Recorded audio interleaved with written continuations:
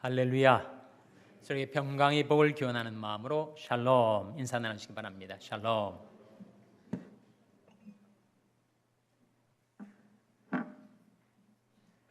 숙제들 다 잘 해오셨습니까? 여러분이 숙제 전선에 이상은 없으십니까? 뭐 암송하기로 했었죠? 마가복음 12장 30절에서 31절 한번 같이 그 포맷에 맞춰서 낭송해 보겠습니다. 시작. 마가복음 12장 30절에서 31절 말씀. 내 마음과 목숨과 뜻과 힘을 다하여 네, 제가 또 틀렸네요. 네, 뭐 제가 연속 틀리고 있습니다. 다시 한번 하겠습니다. 시작.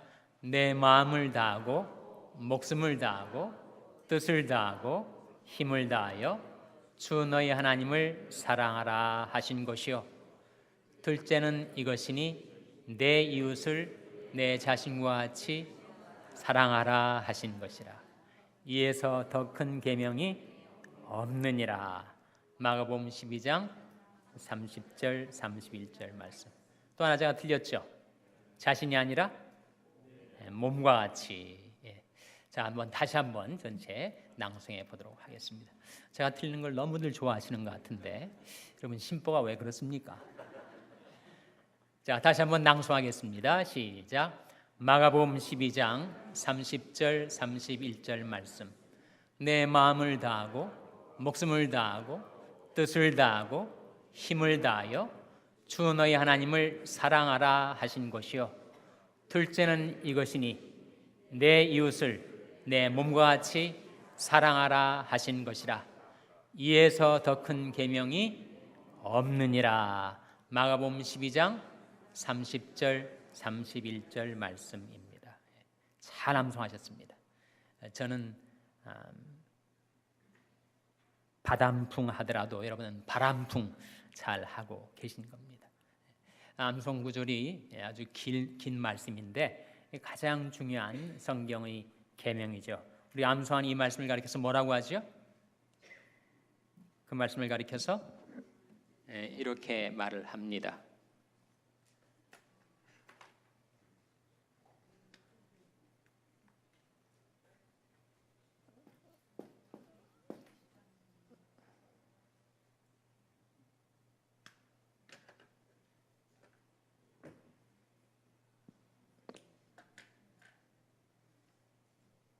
The great, 그 다음 뭐라고 하죠? The great commandment라고 합니다. Great commandment는 가장 큰 계명. 하나님께서 구약과 성경을 통해서 우리에게 많은 계명을 주셨는데 그중에서 가장 큰 계명이 바로 오늘 여러분이 암송하신 말씀. 요점은 뭐죠? 하나님을 사랑하고 내 이웃을 사랑하라. 그것이 가장 큰 계명이에요. 이거보다 더 큰 계명은 없습니다. 이거보다 더 명확한 하나님의 뜻은 없다는 거죠. 이것과 구별되는 The Great이 또 하나가 있죠. The Great 또 뭐가 있습니까? The Great Commission이라는 게 있습니다. The Great Commission의 내용은 뭐예요? 그러므로 너희는 가서 모든 족속으로 제자를 삼아 아버지와 아들과 성령 이름으로 세례를 주고 내가 너에게 분부한 모든 것을 가르쳐 지키게 하라 인 복음 전파의 사명. 그것이 바로 The Great Commission. 이것을 번역하면서 지상 위임령이라고도 하고 커미션을 그냥 지역을 하는 거죠. 또 뭐라고 합니까? 지상 위임령이라고도 하고 지상 명령이라고도 한다 말이죠. 이 지자는 지극할 지자입니다. 그러니까 지극히 높은 명령. 하나님께서 성경 속에 많은 계명과 명령을 통해서 우리에게 우리 인간이 살아갈 본분 또 하나님의 뜻을 나타내 주셨는데 그 모든 계명과 명령을 우리가 다 기억할 수 없지만 반드시 기억하고 따라 살아야 될 두 가지가 있다. 그건 기억을 하셔야 돼요. 바로 The Great Commandment, 가장 큰 계명과 The Great Commission, 지상 명령이라는 거예요. 그래서 우리가 하나님을 사랑하고 이웃을 사랑하며 복음을 전파하는 것이야말로 하나님 우리에게 확실하게 나타내 주신 가장 중요한 하나님의 뜻이다 하는 겁니다.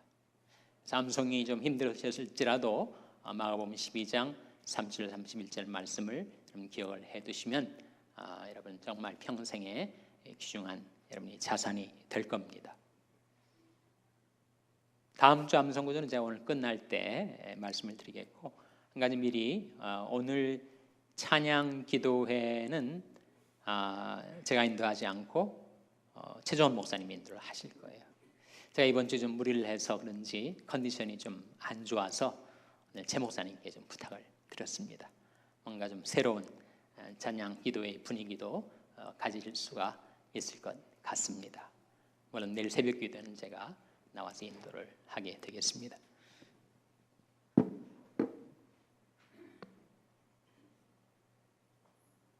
자, 오늘 몇 과죠? 우리 공부할 과가 몇 과입니까? 4과입니까? 3과죠? 예, 3과. 제목이 뭐예요? 예수 그리스도는 누구신가 하는 것입니다.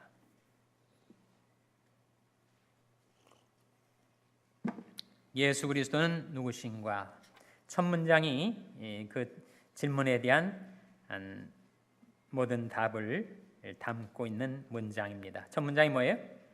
예수님은 참 하나님인 동시에 참 사람이셨다 하는 겁니다. 이것이 2000년 교회사의 그 예수 그리스도에 대한 신앙 고백이었어요. 예수님은 참 하나님이시면서 참 사람이셨다. 신앙 고백에서 나온 표현을 그대로 쓴다면 예수 그리스도는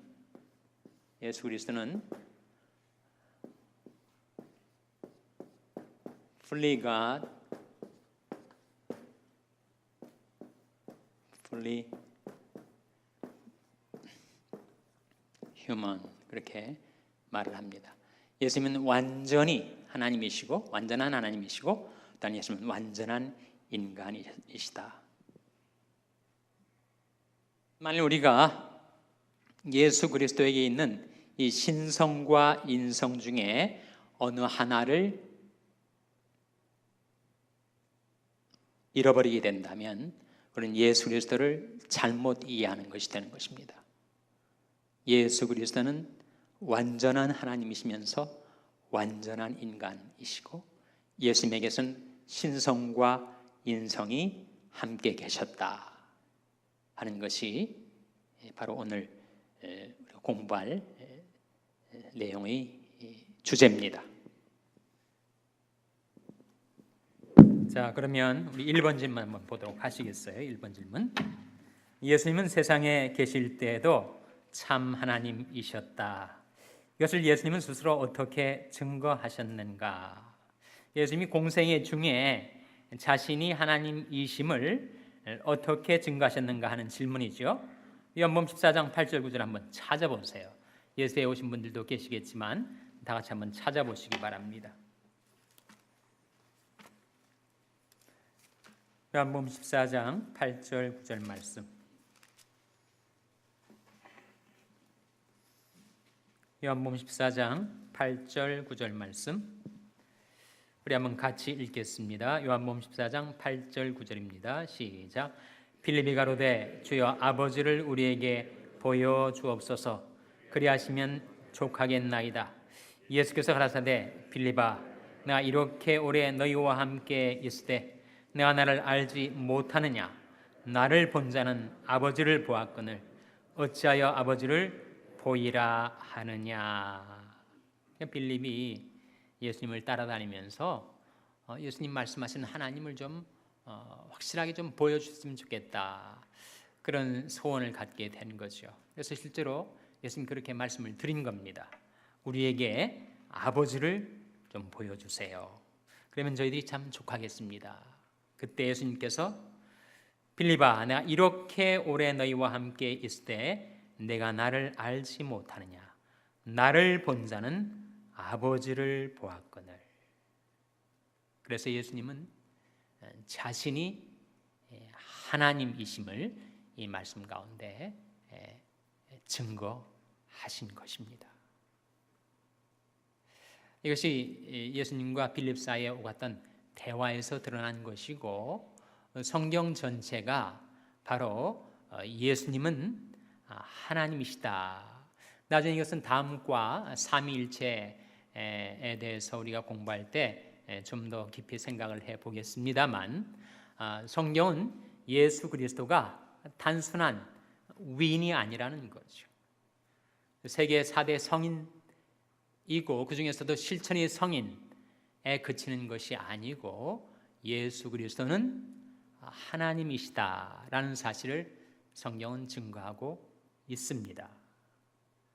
그래서 빌립에게 답변하시는 과정에서 주님께서 이렇게 말씀하신 이 사실을 히브리서 1장 1절에서 3절에서는 다음과 같이 표현을 합니다. 우리가 지난주 암송했던 말씀이니까 여러분 한번 펴보시기 바랍니다.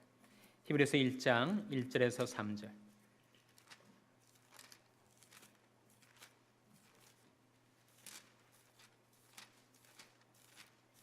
히브리서 1장 1절에서 3절은 신약성경 351면입니다. 히브리서 1장 1절에서 3절 말씀 한번 같이 읽겠습니다. 히브리서 1장 1절에서 3절 같이 읽겠습니다. 시작. 옛적에 선자들로 여러 부분과 여러 모양으로 우리 조상들에게 말씀하신 하나님이 이 모든 날 마지막에 아들로 우리에게 말씀하셨으니 이 아들을 만유의 후사로 세우시고 또 저로 말미암아 모든 세계를 지으셨느니라. 이는 하나님의 영광의 광채시요 그 본체의 형상이시라. 그의 능력의 말씀으로 만물을 붙드시며 죄를 정결케 하는 일을 하시고 높은 곳에 계신 위엄의 우편에 앉으셨느니라. 1절 2절 말씀은 여러분이 암송하시면서 많이 묵상해 보셨을 것이고, 3절 말씀 보세요. 이는 하나님의 뭐라고 했습니까? 하나님의 영광의 광채시요. 그 다음 뭐라고 했습니까? 그 본체의 형상이시라. 예수 그리스도는 누구이신가? 하나님의 영광의 광채시요 그 본체의 형상이시라고 했습니다. 즉 예수 그리스도는 하나님이 영광 자체이신데, 특히 예수 그리스도에게 주어진 사명, 예수 그리스도가 성삼위일체 하나님 가운데서 감당하셔야 될 기능은 뭐냐면 그 하나님의 영광의 광채를 드러내는 일이었단 말이에요. 하나님은 무한 광대하신데 이 광대한 우주 속에 어디에 살아계신지, 어떤 분이신지 오리무중 숨겨진 하나님, 히든 가스로 있었는데 예수 그리스도가 오셔서 하나님의 영광을 우리에게 드러내 주셨다는 거예요. 그럼 태양 자체가 영광이라면 태양빛은 광채죠. 그래서 태양에서 그 빛이 우리에게 다가와서 그 태양의 영광을 볼 수 있는 것처럼 예수 그리스도는 하나님의 영광이신데 특별히 그 영광을 우리에게 광채로서 드러내 주시는 사명을 감당하시는 것이다 하는 거죠. 마찬가지로 예수 그리스도는 하나님과 같은 본체를 지니신 분이신데, 본체라는 말은 그 속성과 능력과 영광에 있어서 동일하시다는 거죠. 그런데 그 본체의 형상을 인간에게 계시해 주시는 그런 사역을 성삼위 가운데서 특별히 감당하시는 분이시다.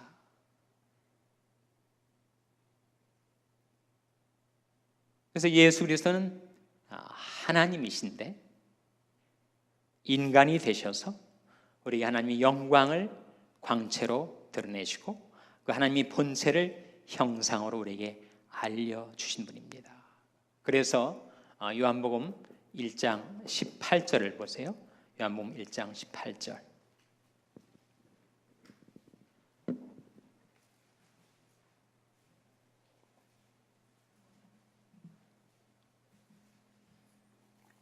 요한복음 1장 18절 말씀 찾아서 같이 읽겠습니다. 요한복음 1장 18절 말씀 같이 읽겠습니다. 시작. 본래 하나님을 본 사람이 없으되 아버지 품속에 있는 독생하신 하나님이 나타내셨느니라. 이 문장에서 나타내셨느니라 자동사입니까? 타동사입니까? 타동사죠. 타동사는 목적어가 있어야 될 거예요. 목적어가 뭡니까? 네? 나타내셨느니라 의 목적어가 뭐예요? 하나님을. 본래 하나님을 본 사람이 없으되 아버지 품속에 있는 독생하신 하나님, 누굴 가리키죠? 예수 그리스도께서 하나님을 나타내셨다는 거예요. 지금까지 사람들이 하나님을 못 보고 못 알고 살아왔는데 예수 그리스도가 오셔서, 예수 그리스도는 바로 하나님 품속에 계셨던 독생하신 하나님, 성부와 성자의 영원전부터 있어왔던 사랑의 관계를 나타내주는 대목인데, 그 예수 그리스도가 우리에게 하나님을 나타내셨다, manifest 하셨다, reveal 하셨다고 말씀하고 있는 거예요. 그래서 우리가 예수 그리스도를 볼 때 우리는 하나님을 배우게 되는 것입니다. 예수 그리스도가 누구신지를 깨달을 때 하나님은 이러한 분이시구나 라는 것을 우리가 알 수 있게 된다는 거예요. 그래서 예수님과 빌립 사이에 오갔던 대화 중에 우리에게 좀 아버지를 보여주십시오. 그럼 우리가 정말 만족하겠습니다. 예수님 답변이 네가 이렇게 오랫도록 나와 함께 있고 나를 보았는데 아버지를 보여달라 하냐? 나를 본 자는 아버지를 본 것이다. 그렇게 말씀하신 거죠. 다음 2번 질문 보겠습니다. 나를 본 자는 아버지를 보았다. 어디 나온 말씀이죠? 방금 그 요한복음 14장 9절에 나온 말씀 아닙니까? 나를 본 자는 아버지를 보았다라는 말씀의 의미는 뭐예요? 그것은 요한복음 10장 30절을 참조로 해서 보면 무슨 뜻이라는 겁니까? 나와 아버지는 하나이다. 하나이다. 예수 그리스도와 하나님, 성자와 성부는 한 하나님이심을 말씀해 주신 겁니다. 자, 3번 질문. 예수님은 자신이 하나님이라는 사실을 두 가지로 증명하고 계신다. 그것이 무엇인가? 두 가지가 뭐예요? 찾아보셨습니까? 예습을 해보신 분들은 한번 답을 해보세요. 두 가지가 뭐예요?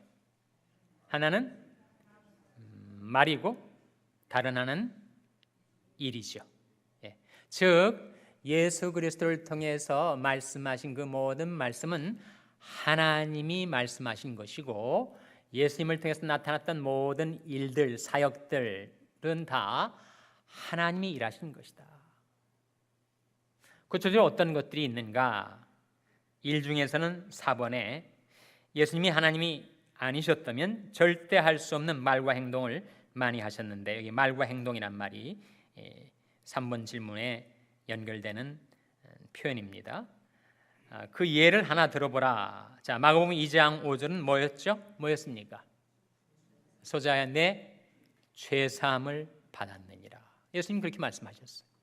아니 어떻게 사람이 다른 사람의 죄를 사함 받았다고 월권 행위를 할 수가 있습니까? 오직 하나님 한 분만이 사람의 죄를 용서하실 수 있는 것이지. 그래서 그것이 역설적인 진리로서 예수님은 사람의 죄를 사하시는 하나님이시라는 거예요. 두 번째, 마가복음 6장 41절 44절은 어떤 사건을 가리키죠? 오병이어의 역사. 오병이의 역사는 무엇을 가리키는 것입니까? 예수님이 하신 이젠 말이 아니라 일인데 오병이의 역사는 무엇을 가리켜요? 그것은 바로 창조의 역사를 가리키죠. 어떻게 물고기 2마리와 보리떡 5개로 기만 명의 사람들을 먹일 수 있는가? 이것은 과학적으로 불가능한 것입니다. 그래서 오직 하나님의 창조의 능력으로 이루어진 사건이었다는 것이죠. 그래서 예수님이 행하신 그 일을 통해서 이분이야말로 바로 만유를 주관하고 다스리시는 창조의 하나님이시라는 사실을 드러내셨다는 것입니다. 세 번째, 요한복음 11장 43절 44절은 어떤 사건이죠? 죽은 누구였습니까? 나사로야 나오라. 죽은 나사로를 살려내는 것으로서 어떻게 세상에 아무리 능력과 권세가 많은 자라 할지라도 죽은 사람을 어떻게 살려요? 하나님 아니라면. 그래서 이 사건을 통해서 바로 예수 그리스도는 세 가지 사건을 좀 보여주고 있지 않습니까? 죄를 용서하시는 하나님, 창조의 능력을 나타내시는 하나님, 죽은 자를 살려내시는 하나님이심을 증거하신 것입니다. 5번, 유대 지도자들에게 가장 걸림이 되었던 문제, 그것은 바로 예수님이 자기를 하나님이라고 하신 데 있었습니다. 요한복음 10장 30절에서 33절을 가지고 한번 살펴보시기 바랍니다. 한번 같이 보시기 바랍니다. 요한복음 10장 30절에서 33절 말씀.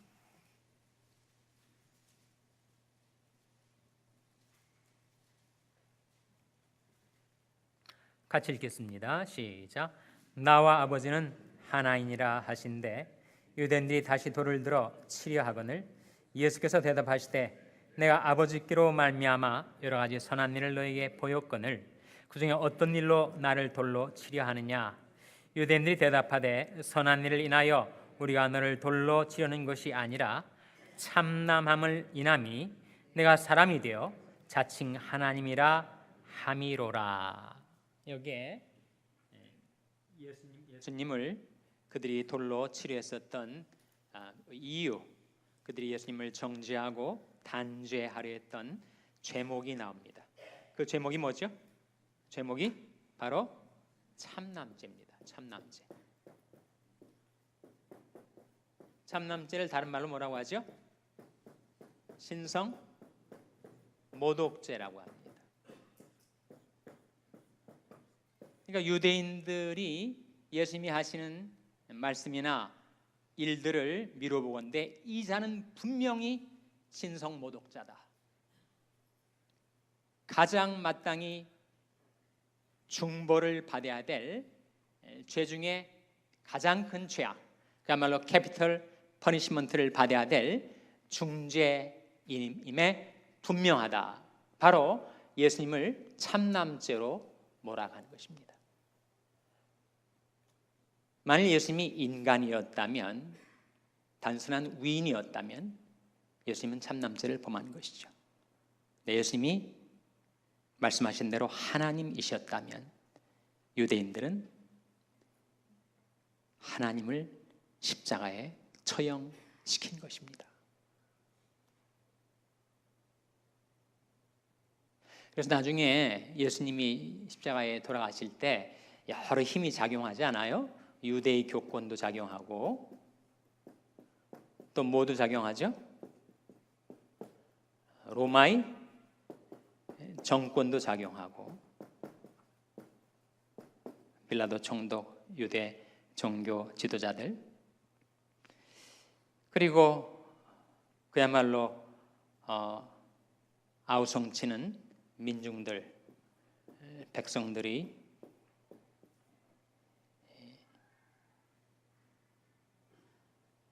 방황도 작용을 합니다. 예수님이 십자가에 못 박힐 때의 죄목들이 여러 가지가 나오거든요. 그 죄목 중에는 특별히 로마의 정권 치안 유지 입장에서 볼 때는 소요죄, 그리고 유대 종교 지도자들이 로마에 어필할 수 있는 죄목으로 가져온 것이 세금을 내지 말라. 예수란 작자는 유대 백성들에게 세금을 내지 않아도 된다라고 가르쳤다. 실제로 예수님이 공생 기간 동안에 세금에 대해서 명백한 가르침을 완전히 거짓말로 바꿔놓은 거죠. 세금을 내지 않도록 하였다. 그러니까 로마 정권에서는 이건 정말 용납하기 어려운 거예요. 자기들이 치안을 깨뜨리고 세금을 내지 못하게 하고, 그리고 자칭 왕이라고 하니까, 지금 시저가 있는데, 케사르가 있는데 자칭 왕이라고 한다면 이것은 반역의 수괴일 뿐 아니겠어요? 이것이 바로 로마가 예수님의 십자가로 몰아갔던 이유였습니다. 유대의 교권 입장에서는 예수님을 십자가로 계속 몰아간 이유, 몰아간 여러 동기가 작용을 하거든요. 그 중에 특별히 이 율법 중에서도 두 가지입니다. 안식일하고 정결법의 문제였어요. 무슨 말이냐면, 안식일은 뭐냐면 유대인들은 정말 안식일을 자기들의 신앙의 금과 옥조로 지켜왔습니다. 근데 예수님이 오셔가지고 너무 안식일에 대해서 자유로운 얘기를 하신 거예요. 안식일이 사람을 위해 있는 것이지 사람이 안식일을 위해서 있는 것이 아니다. 그래서 안식일날 선을 행할 수 있고 사람의 생명을 살 수 있는 거다. 그래, 안식일이 그 조항에 묶여가지고 선도 행하고 위험에 빠진 생명도 못 구해준다면 그는 안식일이 정신을 놓친 거다. 이렇게 말씀하시니까 이들로서는 정말 자기들의 신앙의 파운데이션을 자꾸 예수님이 찍는 거예요. 이 작자를 뒀다가는 우리 유대교는 못 살아남는다라는 위기의식이 든 거죠. 또 한 가지, 그들이 생활 속에서, 정말 종교는 생활 속에 깊이 뿌리를 받게 되지 않습니까? 그들이 정결법이라는 것이 있어요. 바깥에 나오면 꼭 손을 씻고 발을 씻고 음식을 먹을 때 주발을 깨끗이 씻고, 예수님이 제자들이 손도 안 씻고 밥을 먹는단 말이에요. 그래서 그 문제를 가지고 예수님한테 와서 항의를 한 겁니다. 왜 장로들이 유전을 안 지키는 겁니까? 당신 제자들은. 그때 예수님께서 말씀하시기를, 사람이 밖에서 사람이 속으로 들어가는 것이 사람을 더럽게 하는 게 아니다. 사람이 밖에서 속으로 들어간다는 게 뭘 말하는 거예요? 음식 아닙니까? 음식. 그 음식, 손 씻지 않고 밥 먹는다고 사람이 더러워지는 것이 아니다. 사람을 더럽게 하는 건 뭐라는 겁니까? 사람이 속에서, 그 사람이 마음에서 나오는 것이 사람을 더럽게 하는 거다. 살인, 간음, 거짓, 도적질, 온갖 탐욕들. 그것이 바로 사람의 영혼, 사람의 인격, 사람이란 존재를 더럽히는 거지, 밖에서 드러나오는 것이 사람을 더럽히지 못한다. 유대인들이 그야말로 자기들의 신앙의 근간으로 삼았던 정결법을 뿌리채 뒤흔드는 발언을 하신 거예요. 그러니까 이 유대인들 입장에서 볼 때는 예수님을 그대로 뒀다가는 자기들이 교권을 위협당할 뿐만 아니라 유대교의 근본적인 존립 자체가 위협을 받는 겁니다. 그래서 그 유대의 교권과 로마의 정권과 그야말로 철무르듯 우왕좌왕 오락가락하는 민중들, 이 힘들이 결합하고 작용을 해서 십자가로 나가게 되었지만, 실제로 예수님께서 십자가에 달리신 결정적인 제목은 따로 있었습니다. 그게 뭐라는 거예요? 그게 바로 신성모독죄다. 신성모독죄다.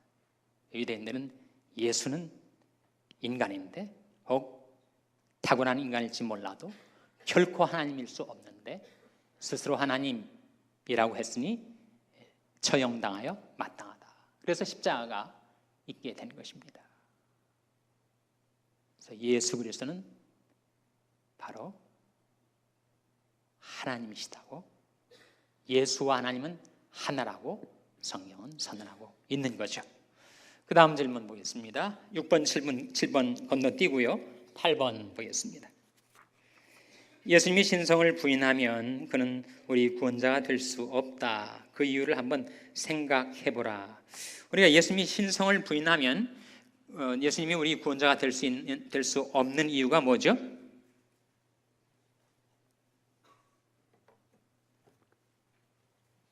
고린도후서 5장 21절 말씀은 매우 중요한 말씀입니다. 한번 펴보시기 바랍니다.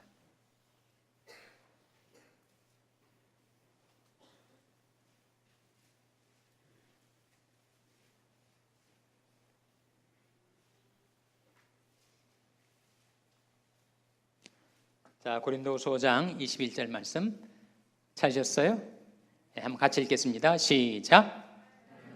죄를 알지도 못하신 자로 우리를 대신하여 죄를 삼으신 것은 우리로 하여금 저희 안에서 하나님의 의가 되게 하려 하심이니라. 그러니까 여기 예수 그리스도가 계시고 여기 우리가 있고 여기에 하나님이 계시단 말이에요. 근데 예수 그리스도는 어떤 분이신가? 죄를 어떤 자라고 했습니까? 죄를 알지도 못하신 분이다. 죄를 알지도 못하세요. 예수님 죄를 범치 않으셨습니다. 예수님 죄가 없었습니다. 그런데 그 죄를 알지도 못하시던 자를 우리를 대신하여 뭐를 삼으셨다고요? 뭐를 삼으셨어요? 죄를 삼으셨다는 겁니다. 그 이유, 그 목적은 무엇인가? 우리로 하여금 그리스도 안에서 뭐가 되기 위함이라고요? 하나님의 의가 되기 위함이다. 어디에서 이런 거룩한 교환이 이루어졌다고요? 십자가상에서. 그러니까 십자가상에서 우리는 온통 죄덩어리였고 예수 그리스도는 하나님의 의덩어리였는데 하나님께서 우리에게 있는 모든 죄악은 예수님에게로 옮겨 놓으시고 예수님에게 있는 모든 의는 우리에게로 옮겨 놓으시기 위하여 십자가의 사건을 이루신 것이다 하는 거죠. 그런데 만일 예수님이 하나님이 아니시고 세계 4대 성인 중에 한 사람이든지 실천의 성인이든지 그야말로 전무후무한 위대한 인간이시기만 했다면 예수 그리스도의 죽음은 가장 위대한 순교자의 죽음은 될 수 있을지 몰라도 무슨 죽음은 될 수 없다는 거예요? 무슨 죽음은 될 수 없다고요? 구속자의 죽음은 될 수가 없다 하는 거죠. 순교자는 자기 신념과 이상을 향하여 자기 목숨을 초기와같이 버리는 사람을 가리킵니다. 근데 예수님이 그렇게 십자가에 죽으셨을 때 자기가 옳다는 그 의를 위하여 장렬한 최후를 마치신 순교자이실진 몰라도 우리를 하나님의 의를 잊게 해주는 구속주가 되실 수는 없었다는 거예요. 예수님의 죽음이 만민의 죄를 대속할 수 있는 것, 온 인류의 죄의 대속물이 될 수 있었던 것, 그것은 예수 그리스도의 생명의 가치는 단순한 한 위인의 생명의 가치가 아니라 그것은 만민의 생명을 대속하시는 그런 가치, 바로 하나님의 생명의 가치를 가지고 계신 분이었다 하는 거죠. 이해가 되십니까? 네. 그것을 신학적으로 홀리 익스체인지라고 해요. 홀리 익스체인지. 거룩한 교환, 거룩한 치환. 십자가상에서 우리 모든 죄는 예수 그리스도에게 옮겨 놓으시고 예수 그리스도의 모든 의는 우리에게로 바꿔 놓으시는 거룩한 치환의 역사, 교환의 역사를 하나님이 이루신 것이다. 그래서 이 십자가를 가리켜서 The Christ Event라고 하는데 그리스도 사건이죠. 그것은 바로 하나님이 그리스도를 통하여 이루신 구원 사건이다 하는 거죠. 다음 9번 질문 보시기 바랍니다. 예수님은 참 사람이셨다. 여기에 대해 성경은 무엇이라고 말씀하고 있는가? 자, 예수님이 참 사람이심을 히브리서 2장 14절과 17절이 뭐라고 하는지 한번 찾아보세요.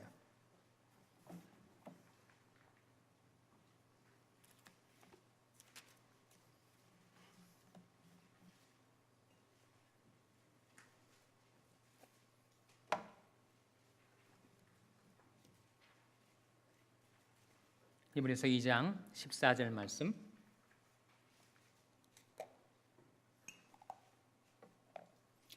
먼저 같이 읽겠습니다. 14절 말씀 시작. 자녀들은 혈육에 함께 속하였음에 그도 또한 한 모양으로 혈육에 함께 속하심은 사망으로 말미암아 사망의 세력을 잡은 자 곧 마귀를 없이 하시며. 이 말씀이 확 들어옵니까? 자, 자녀들, 우리들 말한단 말이에요. 우리 인간들은 혈육에 속해 있습니다. 인간이 겪는 모든 고통, 슬픔, 병고, 질고는 다 우리가 혈육에 속해 있기 때문이에요. 저도 이번에 좀 아파 보니까 내가 다른 아픈 사람들을 위해서 치유를 하고 기도한다는 것이 얼마나 비상적인가. 정말 아플 때 얼마나 사람들이 외롭고 쓸쓸하고 괴로우면 그렇게 하나님께 울부짖을까. 그것을 제가 좀 실감할 수가 있었습니다.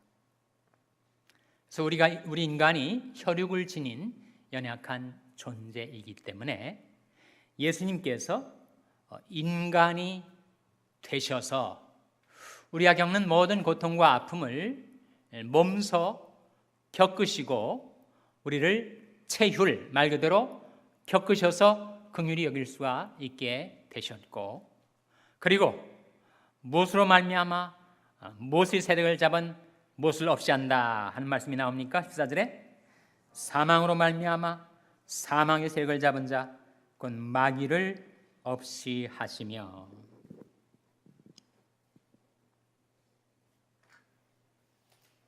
그 말씀이 깨달으시는 분들은 정말 말씀을 잘 묵상하신 분들이고, 아직 이 말씀이 무슨 의미인지 확연하게 안 들어온다 그런 분들은 그 말씀을 좀 묵상해 보시기를 바랍니다. 예수님께서 우리와 같이 혈육을 입으셨어요. 혈육을 입으셨다는 말을 신학적으로 뭐라고 하죠? 이걸 성육신이라고 하지 않습니까? 성육신. 성육신이라는 말은 인카네이션.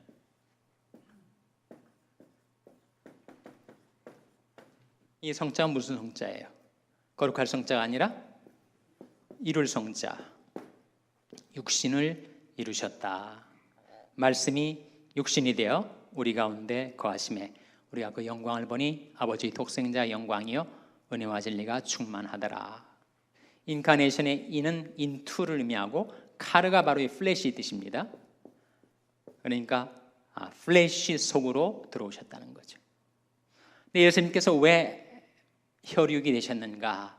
우리 인생들이 혈육이 되어서 고통당하고 죄짓고 절망 속에 살아가는 것을 긍휼히 여기셔서 친히 혈육을 입으시고 자기의 생명을 십자가에 내어주심으로써 사망의 세력을 잡은 자 누굽니까?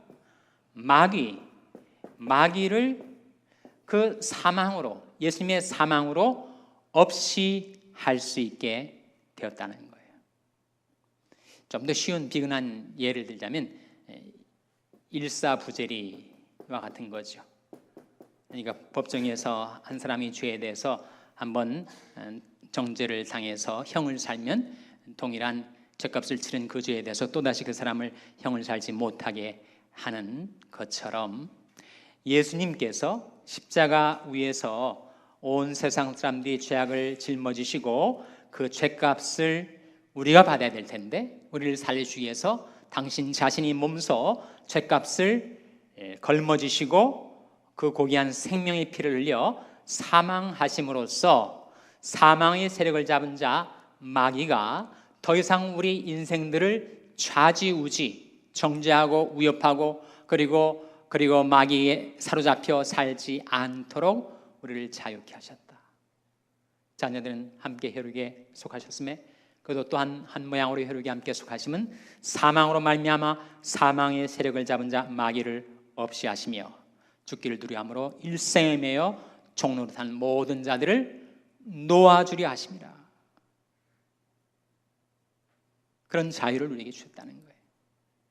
우리의 육신을 지니기 때문에 일상에서 고통을 당할 때도 있지만 그러나 우리에게 희망이 있는 것은 우리가 죽어도 우리는 영생을 이미 소유한 자로 하나님께서 우리 신분을 만들어 주신 것이란 말입니다.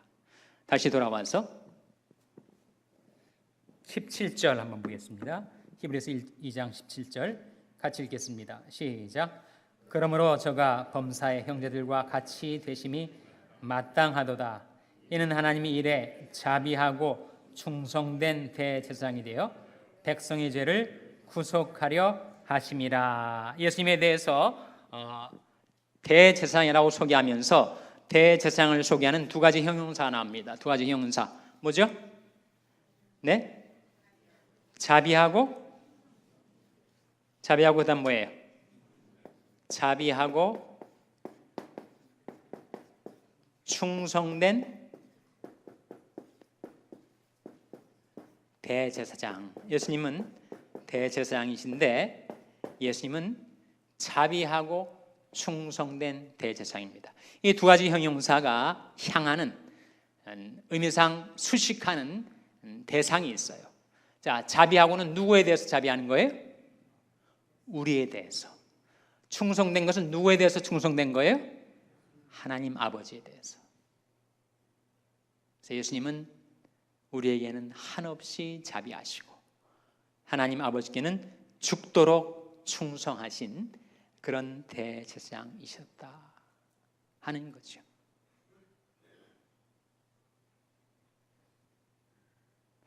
자, 오늘 이제 거의 끝나게 됩니다. 이제 11번 질문 한번 보겠습니다. 10번 질문을 안 했네요. 자, 10번. 우리의 구원자는 사람이 아니면 안 된다. 왜 그런지 말해보라. 히브리서 9장 12절과 22절 한번 찾아보세요. 히브리서 9장 12절과 22절.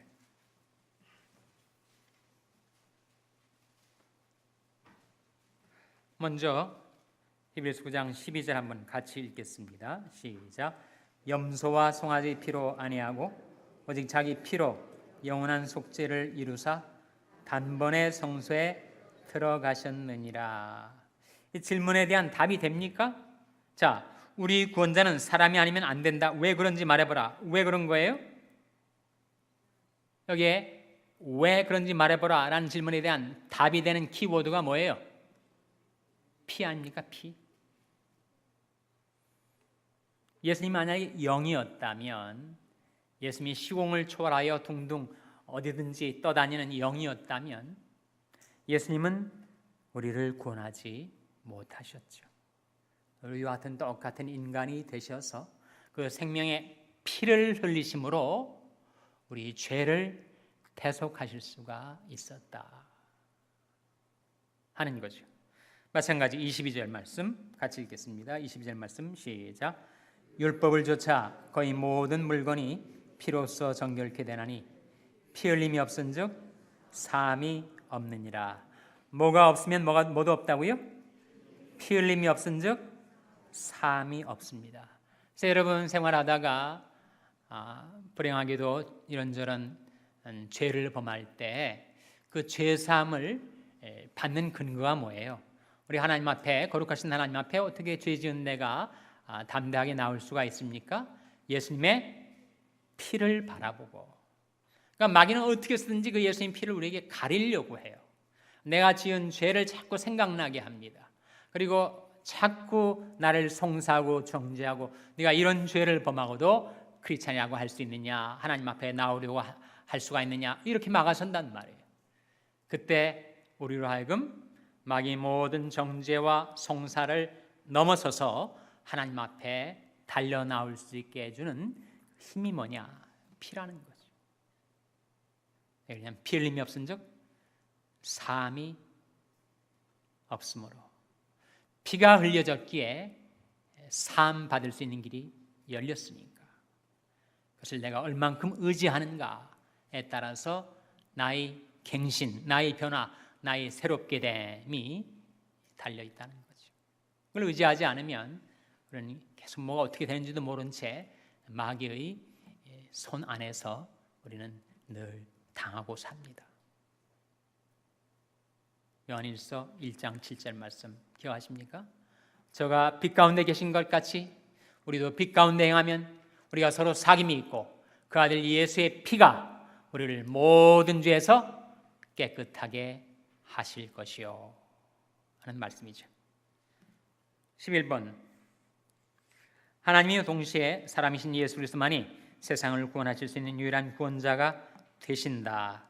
이 점에 대해 하나님은 어떻게 선언하고 계신가? 요한복음 14장 6절 어떤 말씀이죠?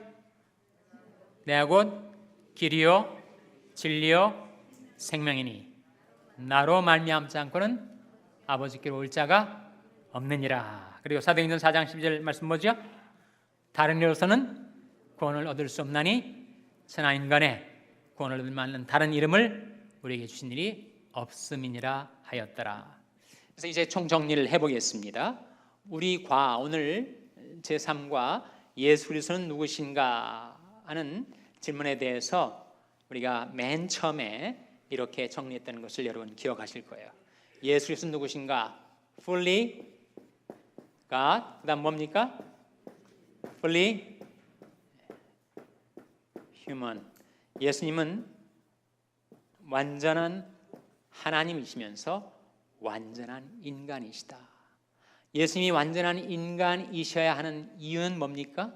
예수님이 완전한 인간이 되셔야 하는 이유는 인간이 되셔서 우리가 알지 못했던 하나님을 친히 보여주시고 인간이 되셔서 우리 연약함, 우리 죄악, 우리 고통, 우리 슬픔을 채울하시기 위하여.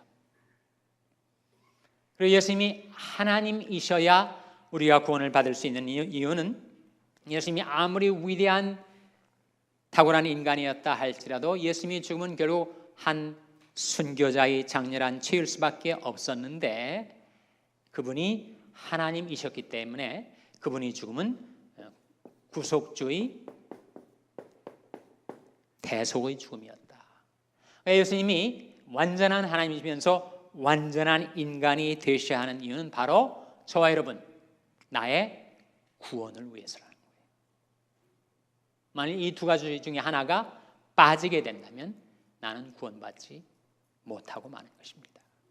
예수님이 하나님이시고 예수님이 인간이셔서 나는 구원을 받을 수 있게 될 것이다 하는 겁니다. 이해가 되십니까? 전달이 되십니까? 우리가 중요한 성경의 진리를 우리가 상고해 봤는데 여러분 좀 더 묵상해 보시고 예습도 하시는 여러분 복습도 좀 하시고 그렇게 하시기 바랍니다. 다음 주 숙제. 다음 주 숙제는 요한복음 1장 14절입니다. 다음 주 암송 구절은 요한복음 1장 14절 말씀이에요. 자, 그러면 기도하겠습니다.